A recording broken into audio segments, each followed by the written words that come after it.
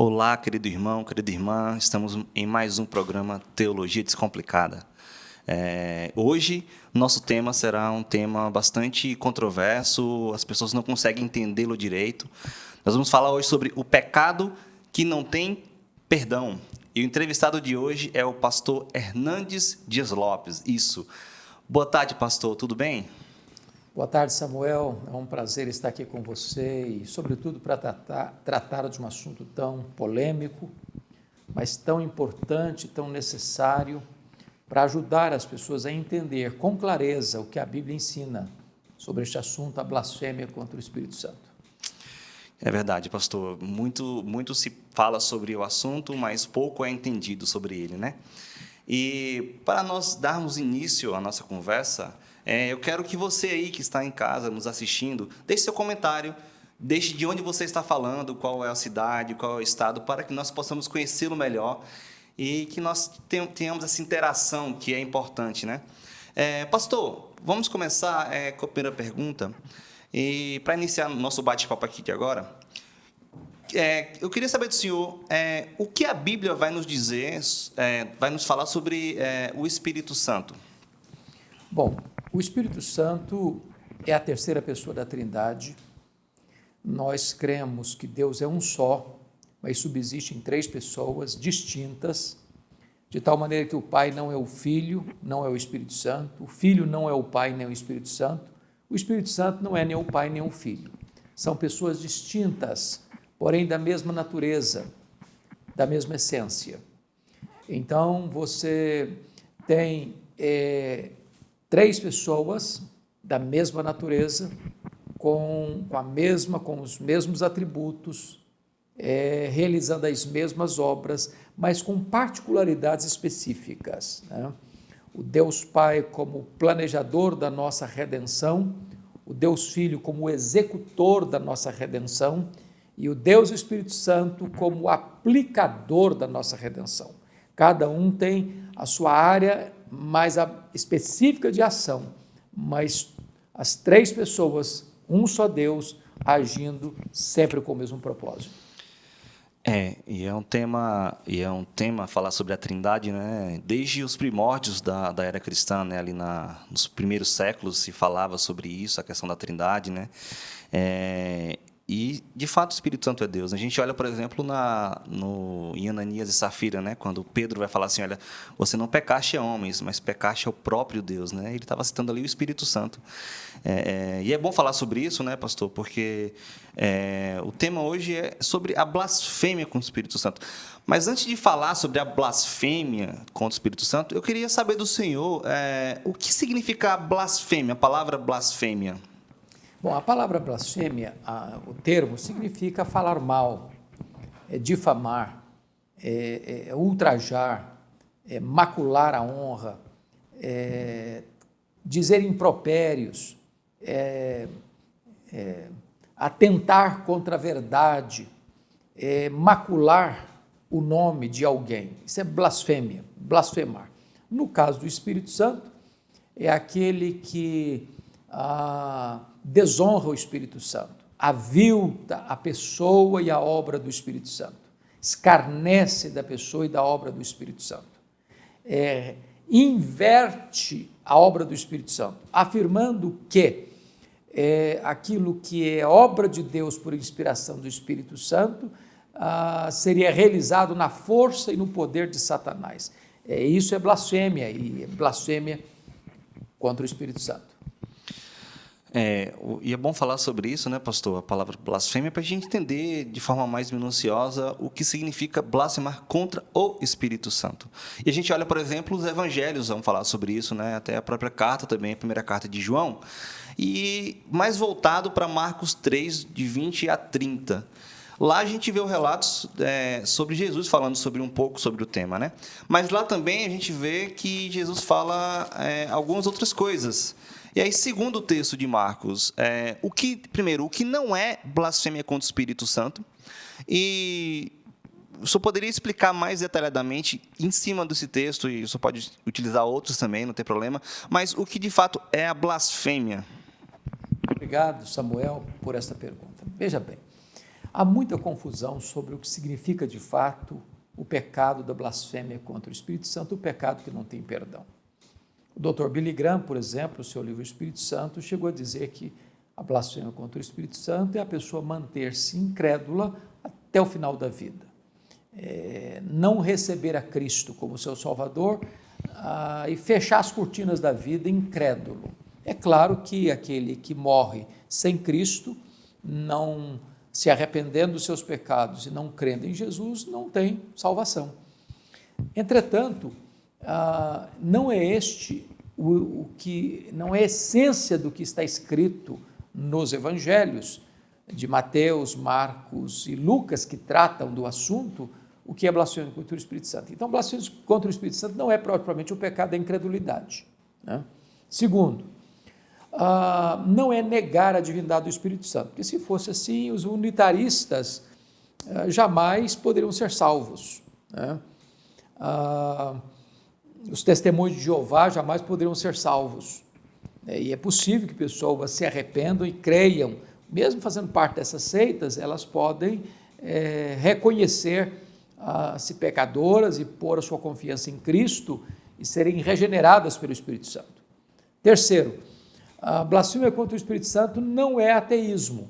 Há pessoas que hoje professam ateísmo e que podem, num dado momento da vida, serem tocadas pelo poder do Espírito Santo e serem regeneradas, sejam agnósticas, pessoas que professam ateísmo, materialismo dialético, as seitas as mais diferentes, as seitas que inclusive negam a divindade do Senhor Jesus Cristo. Então, esses não são caracterizados à luz da Escritura como o pecado da blasfêmia contra o Espírito Santo. Outra coisa importante é que um cristão verdadeiro, uma pessoa nascida de novo, nunca comete o pecado da blasfêmia contra o Espírito Santo.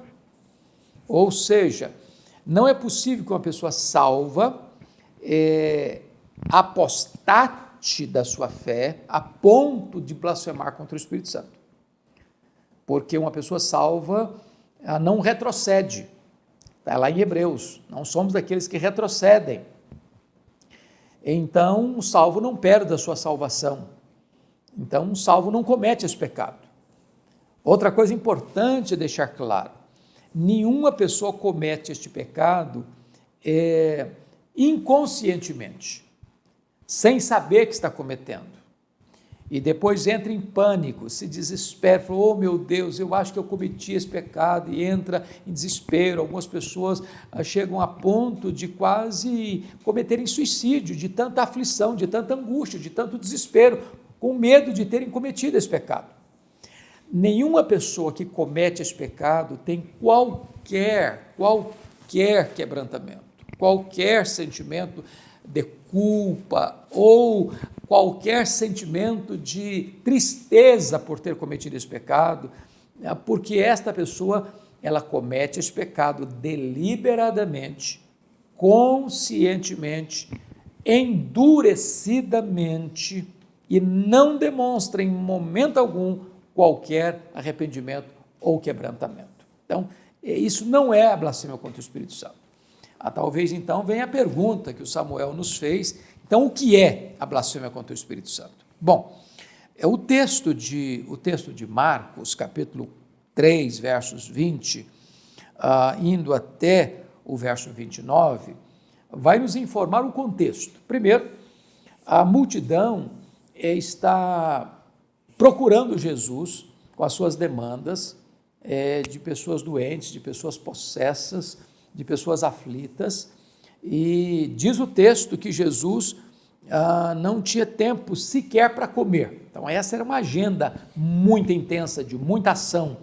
Aliás, Marcos trata muito da ação de Jesus, ele está sempre trabalhando, sempre agindo, ou ensinando, ou pregando, ou curando, ou libertando as pessoas cativas, né? Ele está sempre em trabalho, é o evangelho da ação. Segundo lugar, isso é no versículo 20, no versículo 21, em virtude dessa demanda enorme do ministério de Jesus, não tendo sequer tempo para comer, e o tempo pouco que ele tinha para dormir, ele ainda se retirava para lugares ermos para orar, a família dele, a mãe dele, os irmãos dele, vão atrás dele para prendê-lo, achando que ele está fora de si, que ele enlouqueceu, que ele perdeu o juízo, que ele perdeu o siso, que ele perdeu a capacidade de gerenciar a própria agenda e a própria vida. E é nessa conjuntura que o verso 22 diz assim: os escribas que haviam descido de Jerusalém. Então você nota que o sinédrio era formado de saduceus, fariseus, escribas e anciãos. Os escribas eram uma espécie de elite intelectual da religião judaica, membros do partido, do grupo dos fariseus. Eles desceram de Jerusalém e diziam: ele está possesso de Beelzebu. Jesus está possesso de Beelzebu. E é pelo maioral dos demônios que ele expele os demônios.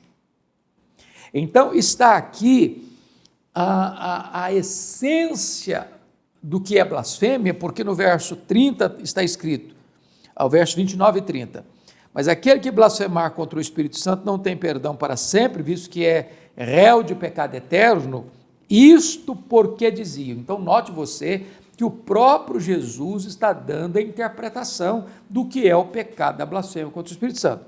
E isto porque diziam, está possesso de um espírito imundo.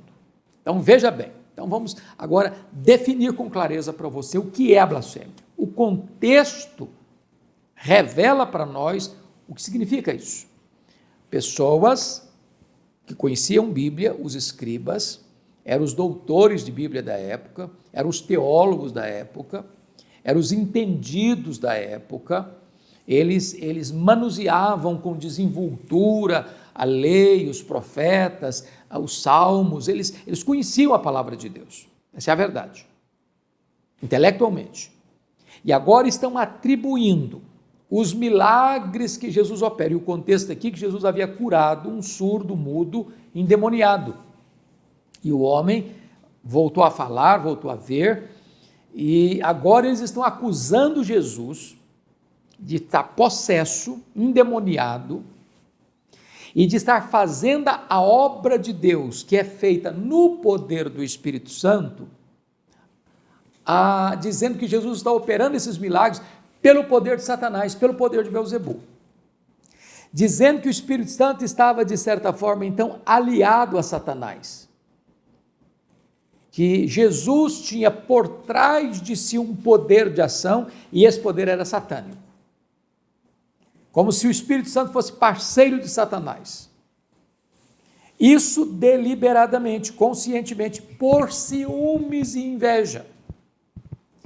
Então, quando alguém conscientemente, deliberadamente, endurecidamente, atribui uma obra de Cristo, feita no poder do Espírito Santo, dizendo que Jesus está endemoniado, possesso do maioral dos demônios, agindo pelo poder deste maioral dos demônios, pelo poder de Beelzebu, atribuindo a obra do Espírito Santo à obra de Satanás. Esse é o pecado que Jesus chamou de blasfêmia contra o Espírito Santo, porque diziam, está possesso de espírito imundo. Então, aqui está a essência deste pecado, que não tem perdão nem neste mundo, nem no vindouro, porque aquele que o comete é réu de pecado eterno. E que dureza, né, pastor?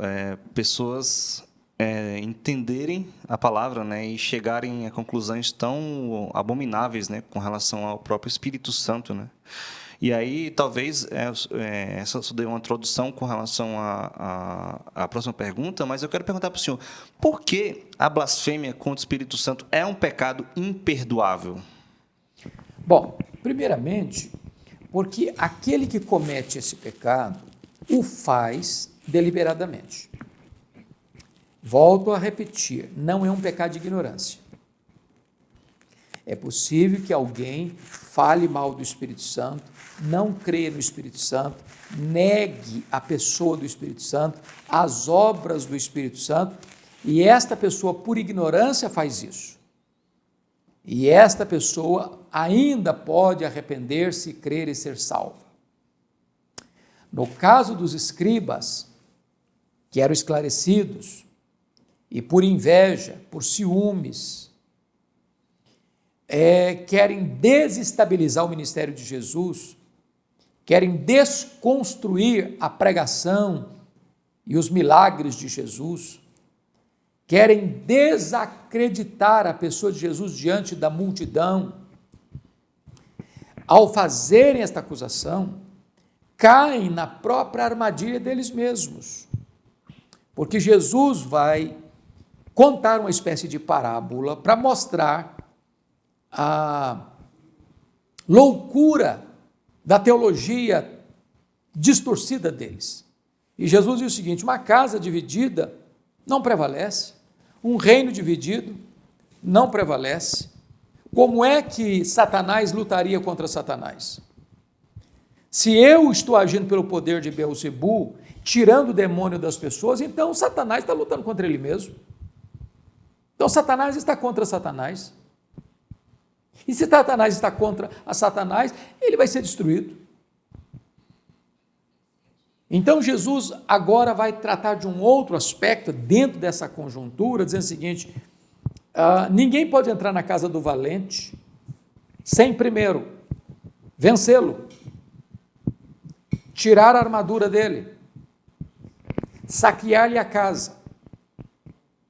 E aí Jesus diz o seguinte: quem é esse valente? É Satanás. Quem é o mais valente que entra na casa dele e o amarra? É Jesus.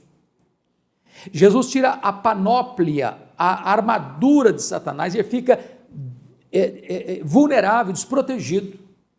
Saqueia a casa dele, porque Satanás tem uma casa bem guardada, e ele guarda em segurança todos os seus bens, ou seja, as pessoas que ainda não nasceram de novo, está na casa do valente, que é Satanás, guardadas por Satanás, em segurança nas mãos de Satanás, na potestade de Satanás, o reino das trevas. É Jesus quem vai lá, entra nessa casa, vence o valente, tira a armadura dele, saqueia a casa dele. O que é salvação? Salvação é quando Jesus entra na casa do valente, arranca as pessoas que estão nas mãos de Satanás, na potestade de Satanás, no império das trevas, e as liberta, e as tira de lá, transferindo-as do reino das trevas para o reino da luz. Entretanto, para esses que blasfemam contra o Espírito Santo, não tem esse resgate, não tem esse perdão, não tem essa salvação, porque essas pessoas nunca demonstrarão arrependimento. Elas foram endurecidas, elas estão completamente rebeladas contra Deus, atribuindo a obra de Deus, pelo poder do Espírito Santo, a Satanás. É por isso que para essas pessoas não tem perdão, porque elas nunca se arrependerão. Pastor, e não é um tema tão sutil, né, por assim dizer, mas é bom nós entendermos a gravidade do pecado da blasfêmia contra o Espírito Santo, né? Primeiro, para entender de fato e deixar ficar mais claro no nosso coração, na nossa mente, o que é esse pecado, né? Para não dizermos que estamos pecando ele e não, de fato, não estamos, né? Então, é bom ficar claro e a gravidade dele, e por isso ele é imperdoável. Pastor, mas a gente falando um pouquinho sobre o pecado que não tem perdão, há alguns críticos, algumas pessoas incoutas, que não têm conhecimento, indoutas, né, que não têm conhecimento, pode perguntar para a gente que a Bíblia se contradiz, né, porque ela fala que nossos pecados são perdoados e existe um pecado que não é perdoado, né? Então, o senhor poderia nos ajudar a entender e harmonizar essas duas doutrinas na nossa cabeça? Muito obrigado, Samuel, pela pergunta. Veja bem, todo pecado é perdoado, exceto a blasfêmia contra o Espírito Santo, por uma razão. O pecado é perdoado onde há arrependimento. A condição para o perdão é que o pecador se arrependa do seu pecado. Deus não perdoa pecados onde não há arrependimento, onde há dureza de coração, onde não há reconhecimento da transgressão.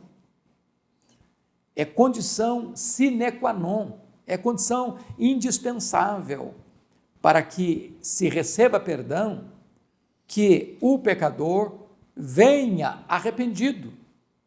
É por isso que a essência do Evangelho é arrependei-vos e crede.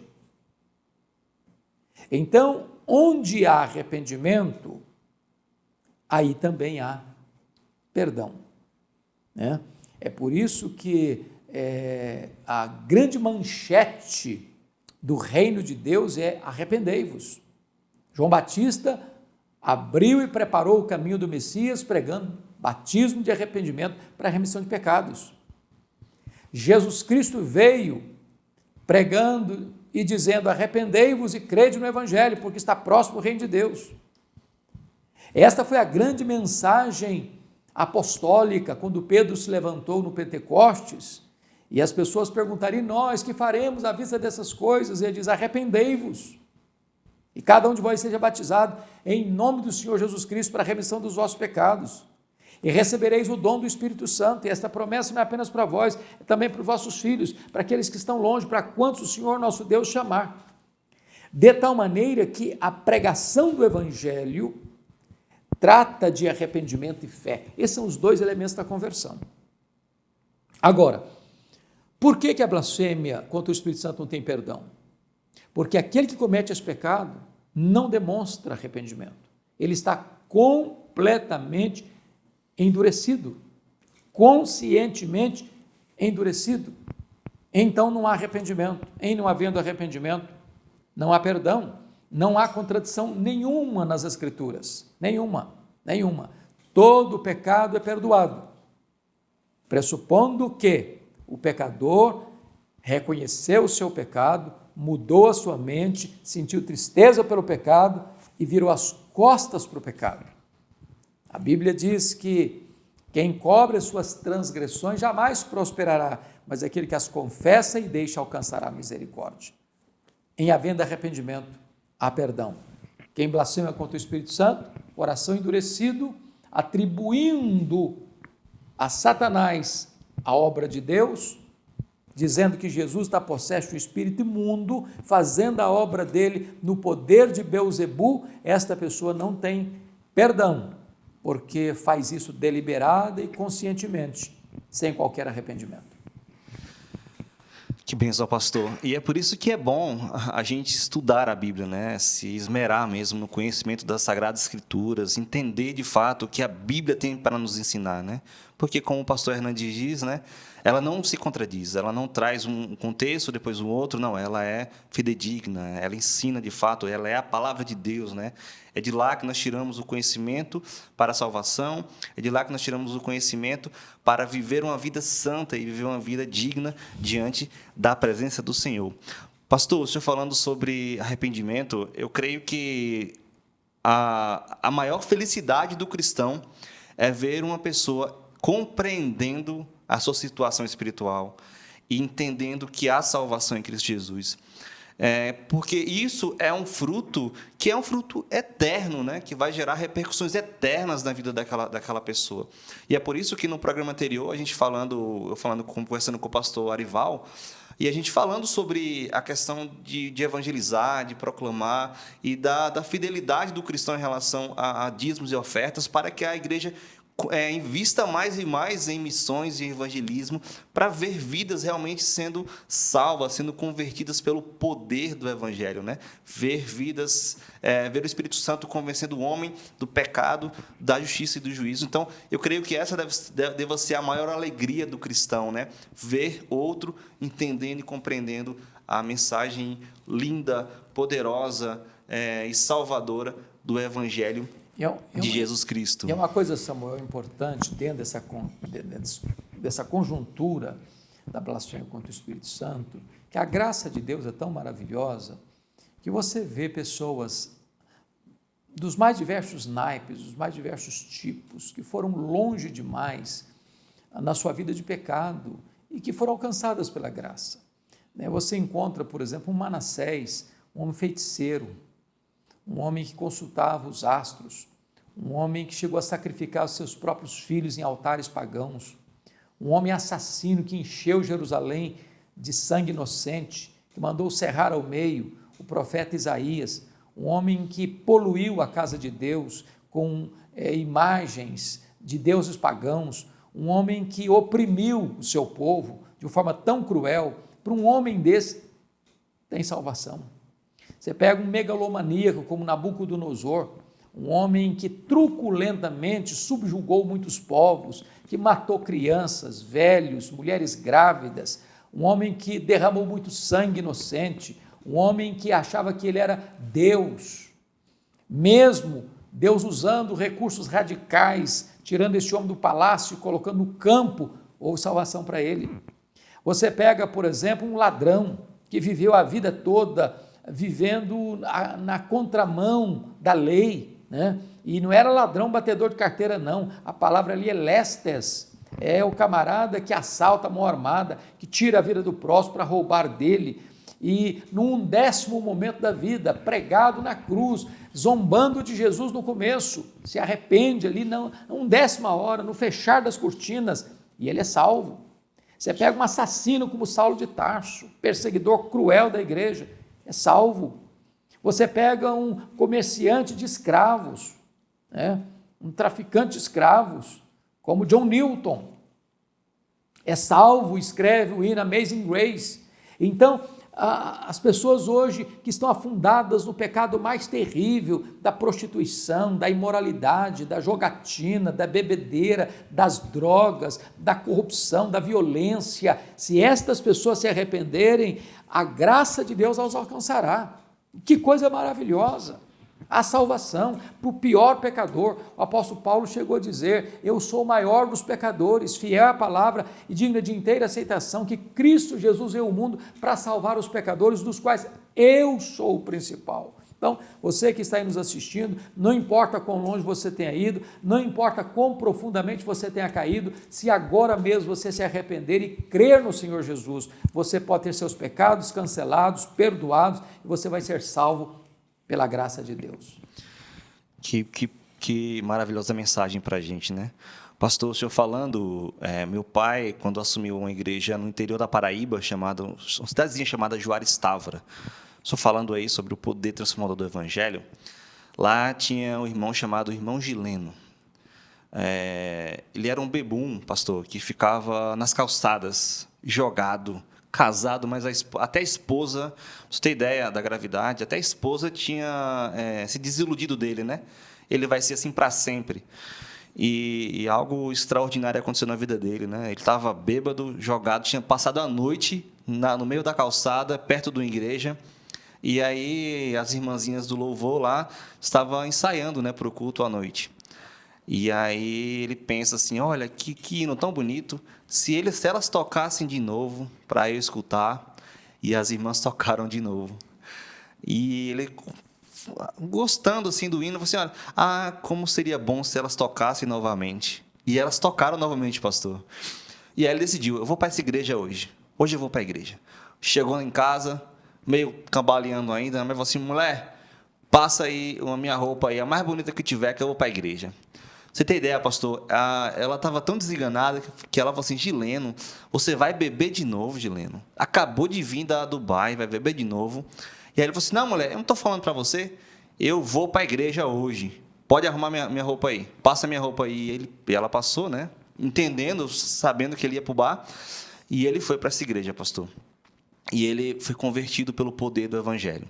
Quando meu pai saiu de lá, ele não ficou tomando conta mais daquela igreja. Quem ficou tomando conta da igreja? O irmão Gileno.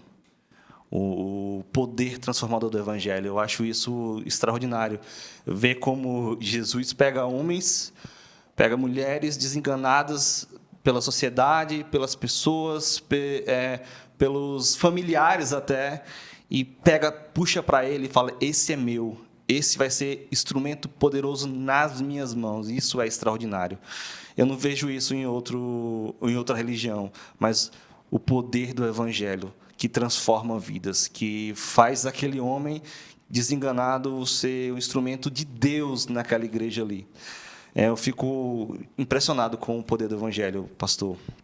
Mas voltando um pouco para o nosso tema, o senhor falou um pouquinho, mas só quem blasfema contra o Espírito Santo é quem não crê nele, ou o cristão ele pode sim blasfemar contra o Espírito Santo? Por que eu faço essa pergunta, pastor? Porque existem muitos irmãos e irmãs que pensam ter feito isso. E aí eu queria que o senhor esclarecesse isso para a gente, para deixar essa mensagem no coração dos nossos irmãos e irmãs, de fato crentes em Cristo Jesus. Muito obrigado, Samuel. Eu já dei uma pincelada no começo sobre este assunto, mas gostaria então de voltar e deixar isso mais claro.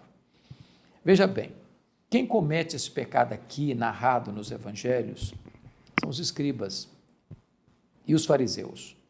Marcos está falando dos escribas, os outros evangelistas falam dos fariseus. Ou seja, os escribas eram um grupo dentro do grupo maior dos fariseus. Os escribas eram uma espécie de os estudiosos dentre os fariseus. Os fariseus eram aquele grupo religioso mais restrito, mais radical, mais zeloso, entre aspas, da lei, mas que foi substituindo a forma, a essência pela forma, e começou a desenvolver uma espiritualidade que hoje nós chamamos de farisaica, de aparência, de fachada, com muitos véus, né, com muitas máscaras, e de repente eles demonstravam em público uma espiritualidade muito bonita, mas Jesus chamou-os de sepulcros caiados, muito bonito por fora e podres por dentro. Bom, preste atenção que as pessoas então que cometeram esse pecado relatado aqui nos evangelhos eram pessoas cultas, tinham conhecimento, mas não tinham conversão. Conversão. Então, primeira coisa, não é um pecado de ignorância. Eu não sabia. Não, as pessoas sabem. Quem comete, sabe o que está cometendo. Não é um pecado de ignorância.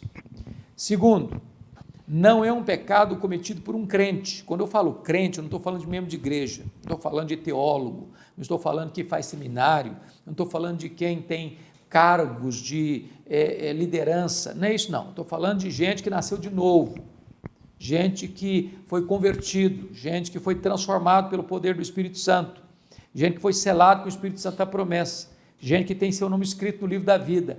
Uma pessoa crente não comete o pecado da blasfêmia contra o Espírito Santo. Nós podemos ter pensamentos horríveis, e eu conheço tantos crentes que ficam desesperados, porque de repente veio à sua mente pensamentos horríveis de blasfêmia, e ele entra em pânico, ele entra em desespero, ele entra em depressão, com medo de ter cometido esse pecado. Então, um crente não comete esse pecado, não comete esse pecado. Isso é muito importante você entender, porque quando uma pessoa comete esse pecado, não há arrependimento, quando há tristeza, quando há angústia no seu coração, isso é obra do Espírito Santo em você.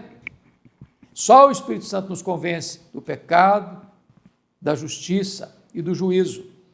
Então, isso é uma evidência quando você tem medo, de angústia, ou tristeza, ou inseguro sobre isso, é uma prova de que você não cometeu esse pecado. Um crente não comete esse pecado. Obrigado, pastor. Obrigado pelo esclarecimento. Fica no coração do irmão e da irmã, de fato convertida pelo Espírito Santo, né? Que não blasfema. Pastor, uma última pergunta aí, essa é direcionada mais para jovens, adolescentes que gostam de brincar, de fazer piada. Lógico que também os mais velhos também gostam, né? Mas fazer piada com as coisas de Deus pode ser considerado blasfêmia contra o Espírito Santo? Veja bem, todo pecado é muito grave. Muito grave, sobretudo um pecado consciente. Eu colocaria esse pecado que você menciona aí na quebra do terceiro mandamento. Não tomarás o nome do Senhor teu Deus em vão. Então, um cristão não deve usar o nome de Deus para brincadeiras jocosas, para conversinhas, de risada de canto da boca, para piadinhas, para gracejos, para contos imorais. O nome de Deus é santo e nós devemos santificar o seu nome. Pai nosso que estais nos céus, santificado seja o teu nome. Então nós devemos, Deus não pode ser mais santo do que Ele é santo no sentido pleno, maiúsculo e superlativo, mas com as nossas palavras, com as nossas atitudes, nós devemos levar as pessoas que convivem conosco, que se relacionam conosco, a compreenderem quão santo Deus é. Embora isso que você mencionou não se configure como blasfêmia contra o Espírito Santo, e não é, mas não deixa de ser um pecado gravíssimo, do qual precisamos nos arrepender se estamos cometendo. O nome de Deus é santo e não deva ser associado em coisa alguma que não seja compatível com a sua natureza. Está escrito lá em Jeremias 15:19, se tu te arrependeres, eu te farei voltar e estarás na minha presença. Se apartares o precioso do vil, serás a minha boca. O que é santo não pode estar associado ao vil. O santo precisa ser separado do vil, se nós queremos ser boca de Deus. Obrigado, pastor, por esses esclarecimentos. De fato, a gente não pode brincar, né, com as coisas de Deus, não pode brincar com as coisas que de Deus, o nome de Deus. A gente tem que realmente respeitá-lo, né, e entender que Ele é santo, santo, santo. Ele é santíssimo, né, o termo em hebraico, o santo, santo, santo quer dizer santíssimo, né. Pastor, estamos chegando no final, muito obrigado, foi uma honra para nós ter o senhor aqui hoje falando sobre esse tema de extrema relevância para a vida do cristão. E aí eu queria que o senhor deixasse uma mensagem final, algumas considerações finais sobre o tema. O senhor pode trazer alguma aplicação aí para a nossa vida, né? Fique à vontade, tá bom? Muito obrigado, Samuel. Bom, a primeira coisa é sermos muito gratos a Deus, porque por sua bondade, por sua graça, Ele nos alcançou. Nós não temos nenhum mérito, não temos nenhum predicado em nós mesmos que nos recomende à graça de Deus. Você e eu fomos alcançados pela graça, pela bondade, pela misericórdia de Deus. Não há mérito em nós. Então, nós devemos ser muito gratos a Deus por tão grande salvação que nós recebemos.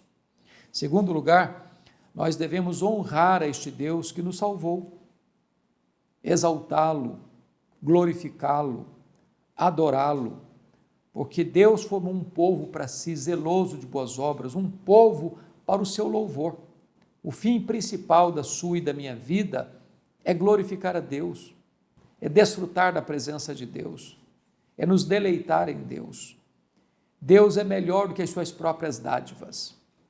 Terceiro lugar, nós precisamos não apenas conhecer este Deus, amar este Deus, ter intimidade com este Deus, sendo Ele o nosso deleite maior, nossa herança, nossa riqueza, nosso prazer, mas devemos torná-lo conhecido, devemos usar todas as ferramentas, todos os instrumentos, aproveitar todas as oportunidades para falarmos deste nome, para anunciarmos o evangelho da salvação, a graça de Deus, porque da mesma maneira que nós fomos alcançados, desejamos ardentemente que outras pessoas também sejam alcançadas, e que nós honremos o Espírito Santo, que nós honremos a Jesus, que nós honremos ao Deus Pai, e que vivamos para o louvor da sua glória.